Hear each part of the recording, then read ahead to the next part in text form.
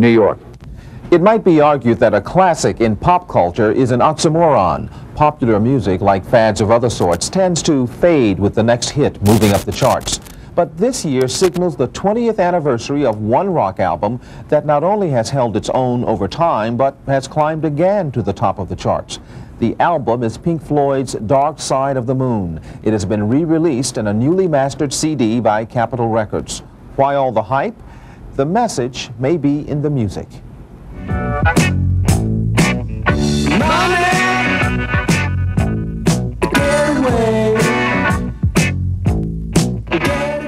Money was the song that took Pink Floyd towards the top of the charts when Dark Side of the Moon was released in 1973. The song and the album have generated plenty of cash in their own rights, selling more than 25 million copies worldwide. The album, known for its identifying prism on the cover, stayed on the charts for an all-time record of 740 weeks.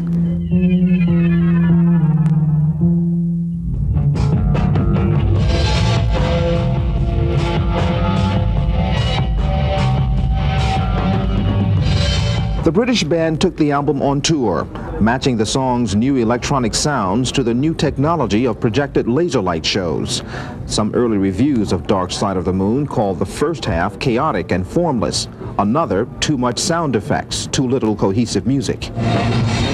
Even Pink Floyd and those involved in the production of the album are hard-pressed to explain why the album has become a cultural icon or why it has survived over time.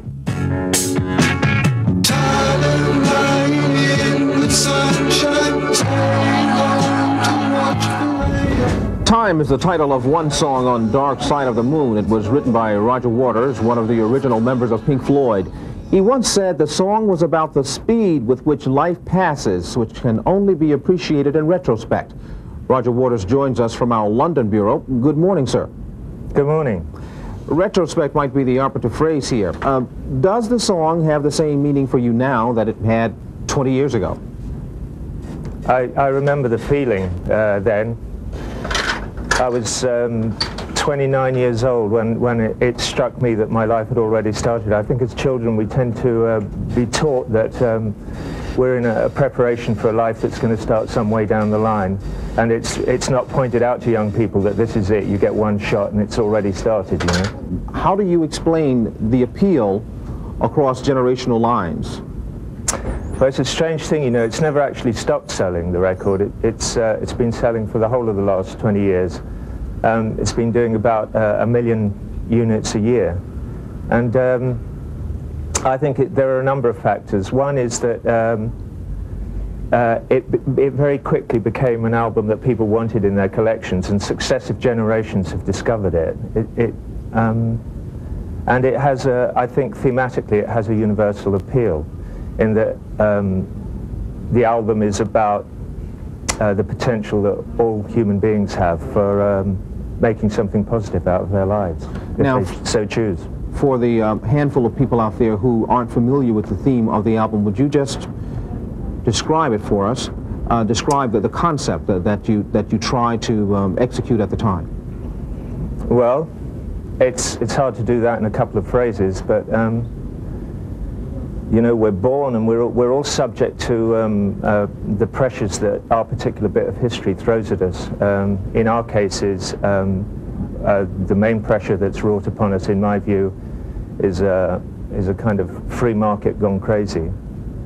And if we can make some sense of that, then we certainly in the West have the potential to lead, I don't know, what we could call happy lives, and to contribute something to the world. Talk to me a little bit. But hang on, I haven't quite finished. Oh, sorry. It seems that often we're overtaken by dark forces, and we don't achieve our full potential. And that's kind of what the record's about. It's a record of hope. We can't let you go without asking you about this perennial talk of reunion. First, are you still in touch with the old band members from Pink Floyd? No, I haven't spoken to them for some time. Does that suggest that talk of a reunion is at best premature, if not outlandish? I didn't know there was any talk of a reunion. Oh yes, all Pink really? Floyd, all Pink Floyd fans want you guys to get together again. Think it might happen? No, it's not going to happen. Not going to happen? No, there would only be one reason for it happening again, and that would be if we were all skint, and we're not. That's a British phrase. What do you mean by skint? Skint, broke, stony. Oh. Busted, okay. We understand. You know, when old bands get together again, there's normally one central motivating factor, and that is that they need the money, you know. And people grow as they get older, and they change, and they move in different directions. And the other guys in the band and myself have moved off in separate directions, and I doubt very much if our paths will converge in the future. Well, Roger Waters, Sorry, fans.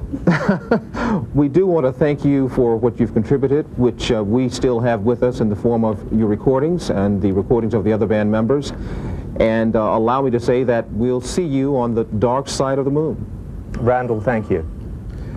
And we'll be back. You're watching CBS News Up to the Minute.